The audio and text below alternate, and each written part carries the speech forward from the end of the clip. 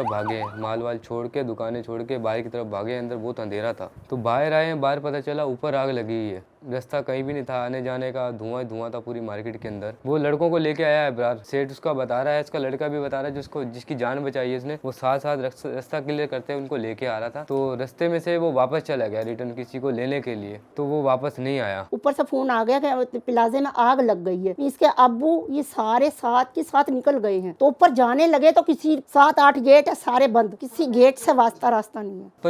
10 से 15 मिनट लगी होंगी। पूरे गुल प्लाजा को आग ने लपेटे में लिया हुआ था। पूरे गुल प्लाजा के अंदर आग ही आग थी और रेस्क्यू की गाड़ी बहुत लेट थी। किसी के पास पानी नहीं है, किसी के पास डीजल नहीं है, वो यही बहाना कर रहे थे। जो हम अपने ही बच्चों को देखने जा रहे हैं लेकिन हमें वहाँ से भगाया जा रहा है, हमारे बच्चों को मारा जा रहा है। एक तो हमारा बच्चा गया, ऊपर से हमें वो मार रहे हैं। शहर कायद की फिजाओं में उदासी का राज है और गुल प्लाजा में लगने वाली आग ने कई दिलों को रंजीदा कर दिया है।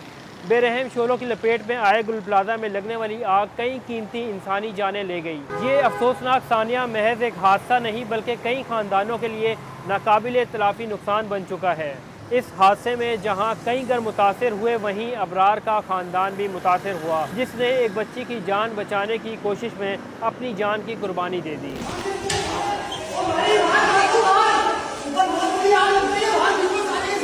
जब धुआं निकला ना वहाँ से नीचे से, तो शोर भगदड़ी मच गई कि धुआं, आग लग गई, आग लग गई।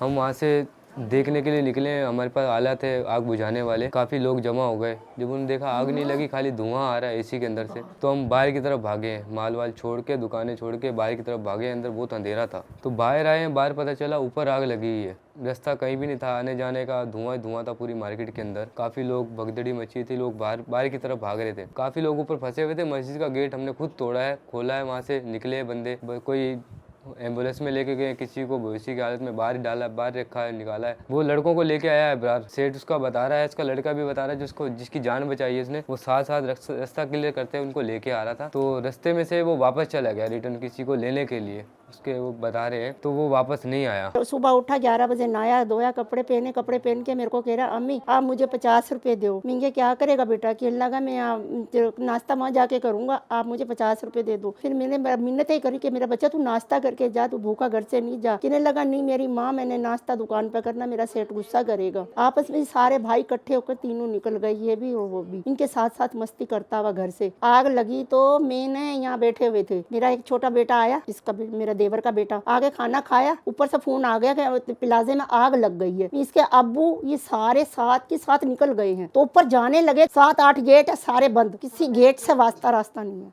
2.5-3 घंटे तक कॉल गई है। उसके बाद रात को दूसरे दिन हमने फ़ोन किया, रात को बंद हो गया था। दूसरे दिन किया, फिर भी कॉल जा रही थी। 15 मिनट उसने कॉल उठाई मगर आवाज़ नहीं आ रही थी उसकी, हमें आवाज़ नहीं आई।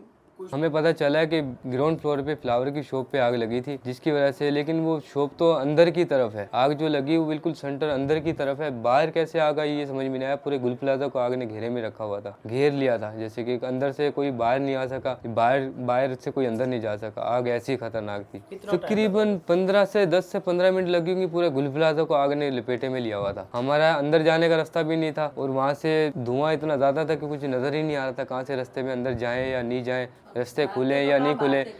आवाम सब अंदर ही थी, हमारे पास वीडियो है, ग्रुप बना हुआ है हमारा गुल प्लाजा का शॉप का, उसमें आती है वीडियो के कैमरों के दुकानों के अंदर। लोगों ने अपने आप को सेव कर लिया। उनको ये थोड़ी ना पता था कि अंदर हम मर जाएंगे, आग ज़्यादा लगी है। उन्होंने सोचा कि हम निकल जाएंगे जैसे आग बुझेगी, लेकिन रेस्क्यू वाले भी बहुत लेट आए हैं। जब तक तो गुल प्लाजा पूरा आग के लपेटे के अंदर था। पहले माले ग्राउंड फ्लोर पे आग लगी थी और 2nd फ्लोर पे आग थी। पूरे गुल प्लाजा के अंदर आग ही आग थी और रेस्क्यू की गाड़ी बहुत लेट थी। किसी के पास पानी नहीं है, किसी के पास डीजल नहीं है, वो यही बहाना कर रहे थे। जो हम अपने ही बच्चों को देखने जा रहे हैं लेकिन हमें वहाँ से भगाया जा रहा है, हमारे बच्चों को मारा जा रहा है। एक तो हमारा बच्चा गया, ऊपर से हमें वो मार रहे हैं। हम सारा दिन वहाँ पढ़ के आए हैं, बच्चे भूखे प्यासे पूरी रात पड़े रहते हैं। कारोबार है उनका खत्म हो चुका है, सारे घर पे बैठ चुके हैं, मेहमान इतने आ रहे हैं, ये कहाँ से खिलाएं। हुकूमत का क्या बिगड़ रहा है, कुछ नहीं बिगड़ा ना। अगर हुकूमत वालों का कुछ आता ना, उनके बच्चे होते तो ऊपर से जहाज भी भी जाते, कैमरे भी होते, सारा काम हल हो जाता,